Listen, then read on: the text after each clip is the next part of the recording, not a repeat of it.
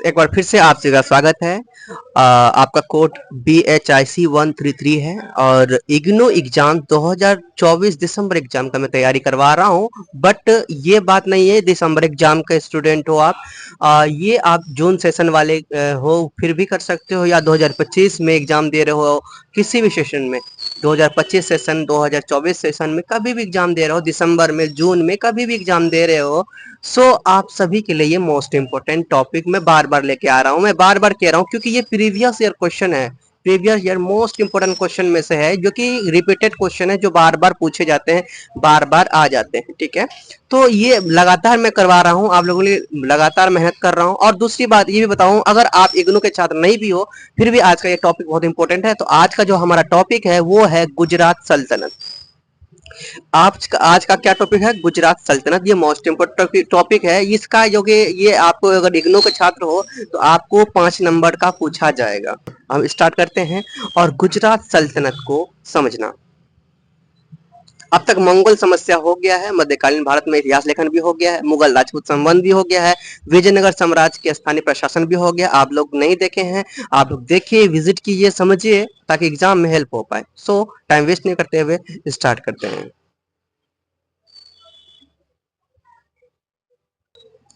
गुजरात सल्तनत का आंसर बताने से पहले, लिखने से पहले आप ये समझ जाएं कि गुजरात क्या है भाई, गुजरात कहाँ का है। देखो, गुजरात हमारे भारत का ही एक पश्चिम दिशा में उपस्थित है, बहुत ही स्पेशल जगह है। ठीक है, भारतवासियों के लिए बहुत ही स्पेशल जगह है, क्योंकि यहाँ से बहुत ही महान महान पुरुष ने जन्म लिए हैं। ठीक है, महान महान पुरुष ने इस धरती से जन्म लिया। ओके, इनमें से धीरू भाई अंबानी, रतन टाटा एंड महात्मा गांधी। ठीक है, भारत के राष्ट्रपिता महात्मा गांधी एंड सरदार वल्लभ भाई पटेल, नरेंद्र मोदी। ठीक है, ये सब भारत के गुजरात में ही जन्म लिए हैं। ठीक है, ये बहुत ही स्पेशल जगह है, बहुत ही सुंदर जगह है, जहाँ पे बहुत सारे लोग साक्षर है, शिक्षित है, और यहाँ पे बहुत सारे क्या कहते हैं, शहरी लोग हैं। ठीक है, शहर में रहने वाले लोग हैं।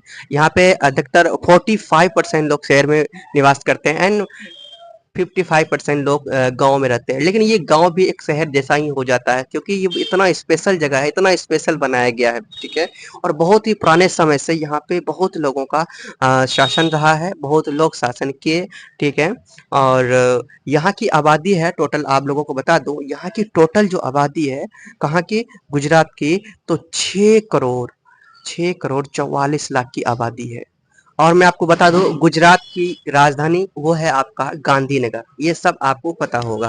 ओके, और आपको ये भी पता होना चाहिए, गुजरात में बहुत सारे पुराने जमाने के पुरातात्विक स्रोत मिले हैं। एक्सप्लेन करूंगा किसी दिन अच्छे से गुजरात के लिए, लेकिन आज तो हमें आंसर देखना है कि गुजरात सल्तनत का क्या आंसर है, गुजरात सल्तनत आखिर है क्या, ये समझना है। ठीक है, सो टाइम वेस्ट करते हैं, गुजरात सल्तनत को जानते हैं। तो आपका ये रहा गुजरात सल्तनत का आंसर। तो देखिए, समझते चलना है, सुनने से क्या होता है, ज्यादा याद होता है, इसलिए सुनिए, मैं जो बोल रहा हूँ ना, मैं पढ़ूंगा, आपको सुनना है, ये नहीं कि खुद से पढ़ लेना है। खुद से पढ़ने से और सुनने से बहुत ज्यादा फर्क है, सुनने से ज्यादा याद होता है और खुद से पढ़ने से वो याद कम होता है। सो ध्यान से सुनना है ताकि आपको याद हो जाए। गुजरात सल्तनत या गुजरात की सल्तनत पश्चिमी भारत में 15वीं शताब्दी की शुरुआत में भारत के वर्तमान राज्य गुजरात में स्थापित एक मध्यकालीन मुस्लिम राज्य था। देखो, ये जो गुजरात हम लोग अभी सुने, ये गुजरात एक मुस्लिम राज्य था। समझ में आया? इस राज्य की स्थापना सुल्तान जफर खान मुजफ्फर ने की थी। अभी जो हम लोगों ने बातचीत किया, ये एक वर्तमान की बातचीत किया था। गुजरात को समझा, गुजरात कौन है, कहाँ का है गुजरात, किस जगह का की हम लोग चर्चा करने जा रहे हैं, किस जगह का सल्तनत। ठीक है, ये इसी वजह से मैंने गुजरात का डिस्कशन किया पहले। ठीक है, तो आपको अभी सुनना है। हाँ, इस राज्य की जो स्थापना किया था सुल्तान जफर खान मुजफ्फर ने ही किया था। ठीक है, वह दिल्ली के सुल्तान फिरोज शाह तुगलक के साथ अपनी बहन की शादी के राजसी परिवार के हो गए थे। पुराने जमाने में लोग दोस्ती करने के लिए क्या करते थे, रिश्ता में बांध देते थे ताकि ये दोस्ती हो जाए। ठीक है, दुश्मनी से दोस्ती में जब भी बदलना होता तो वो क्या करते थे, विवाह करा देते थे। ठीक है, सो यहाँ पे क्या किया गया देख लो। वह दिल्ली के सुल्तान फिरोज शाह तुगलक के साथ अपनी बहन की शादी के बाद राजसी परिवार के हो गए। कौन से परिवार के हो गए? राजसी परिवार के हो गए। उन्हें दिल्ली सल्तनत के तहत गुजरात का राज्यपाल बनाया गया, है ना। और दिल्ली सल्तनत पर तैमूर के आक्रमण के बाद दिल्ली तबाह हो गई। जब तैमूर का आक्रमण हुआ था दिल्ली में, तो दिल्ली एक तरह से तबाह हो गई थी एंड और उसका शासन काफी कमजोर हो गया था। इसलिए जफर खान ने 1407 में खुद को स्वतंत्र घोषित कर दिया। क्या कर दिया? खुद को स्वतंत्र घोषित कर दिया, ठीक है। एंड औपचारिक रूप से सल्तनत की स्थापना की। औपचारिक रूप से क्या किया? सल्तनत की स्थापना की। अगले सुल्तान उनके पोते, पाते नहीं पोते, अगले सल्तनत उनके पोते अहमद शाह प्रथम ने 1411 में अहमदाबाद को राजधानी बनाया। 1411 में अहमदाबाद को राजधानी बनाया। उनके उत्तराधिकारी मोहम्मद शाह द्वितीय ने अधिकांश राजपूत सरदारों को अपने अधीन कर दिया, ठीक है, कर लिया, अपने अधीन कर लिया। अपनी स्वतंत्रता की स्थापना के समय से ही गुजरात का अपने पड़ोसियों मालवा, राजपूताना, खानदेश तथा बहमनी राज्यों के साथ चलता रहा, ठीक है। ये आपने लिख लिया, लिख लो, लिख लो, चलो लिख लिया ना। अब आगे बढ़ते हैं। ज्यादा टेंशन नहीं लेना है, 5 नंबर का ही पूछे जाएंगे। अब देखिए गुजरात ने क्या क्या किया। गुजरात सल्तनत देखो क्या क्या कहानी हुआ। मालवा के साथ संबंध बनाया गुजरात सल्तनत ने। तो मालवा के साथ संबंध बनाया, ये लिखना है, ये पॉइंट आपको देना है। पहला, मालवा के साथ संबंध बनाया। तो मालवा के शासक गुजरात राज्य के परंपरागत शत्रु थे, ठीक है। 1408 में मुजफ्फर शाह ने मालवा पर आक्रमण किया और मालवा के शासक होशंग शाह को बंदी बना लिया। एंड यद्यपि होशंग शाह ने गुजरात राज्य के शत्रुओं के साथ मित्रता कर ली, है ना। और फिर क्या किया? होशंग जो शाह ने गुजरात के राज्य के शत्रुओं के साथ भी मित्रता कर लिया, ठीक है। लेकिन गुजरात के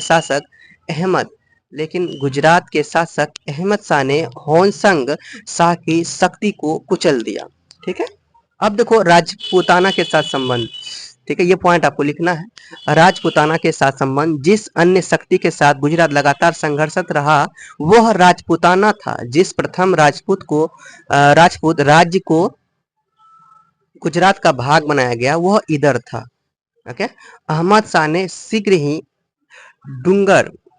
डूंगरपुर 1433 पर अधिकार कर लिया। बाद में कुतुबुद्दीन 1451, 1459 से लेकर 1459 तक शासक रहा। एंड और मोहम्मद बेगरा 1459 से 1511 यहाँ पे था, 1511 को मेवाड़ के शासक राणा कुंभा का सामना करना पड़ा। अब नेक्स्ट लाइन देखो क्या संबंध बना। बहमनी तथा खानदेश के साथ संबंध। देखो ये पॉइंट इसलिए जरूरी है लिखना क्योंकि आपके बुक में ही ये पॉइंट दिए हुए हैं, तो बुक का पॉइंट आपको लिखना ही पड़ेगा भाई। बुक का जो पॉइंट है वो बहुत ही इंपॉर्टेंट पॉइंट है। बहमनी तथा खानदेश के साथ संबंध। बहमनी शासक फिरोज शाह 1397 से 1422 के गुजरात शासकों के साथ मधुर संबंध बने रहे, लेकिन उसकी मृत्यु के बाद अहमद बहमनी 1422 से 1436 के सत्तासीन होने के साथ इस स्थिति के गुणात्मक परिवर्तन हुआ। उसने खानदेश के साथ वैवाहिक संबंध स्थापित किए। 1429 में बहमनी तथा खानदेश के झालावाड़ के शासक राय कान्हा को शरण दी। तो ये आपका गुजरात सल्तनत की कहानी था। थोड़ा सा कहानी था शॉर्ट में, क्योंकि एग्जाम में जो पूछे जाएंगे आपको शॉर्ट में पूछे जाएंगे, इसीलिए मैंने शॉर्ट में लिया। मैं किसी दिन और भी अच्छे तरीके से गुजरात का संपूर्ण नॉलेज लेके आऊंगा, संपूर्ण नॉलेज आप लोगों को दूंगा। तब तक के लिए आप लोग मेरे साथ जुड़े रहे। और इग्नू का कंप्लीट तैयारी करना है। BHIC 133 का जो तैयारी मैं करा रहा हूँ वो अभी बहुत सारा बाकी है। अभी एग्जाम भी आप लोगों का जो निकट आया हुआ वो एग्जाम का तैयारी करें, और इनका भी आप लोग लिखते चले, नोट्स बनाते चलें, और हम लोग तैयारी करते चलेंगे इसी तरह से। आज यहाँ तक है, नेक्स्ट वीडियो में आगे बढ़ेंगे। प्रेम से रहो, प्रेम से पढ़ो, प्रेम से बोलो।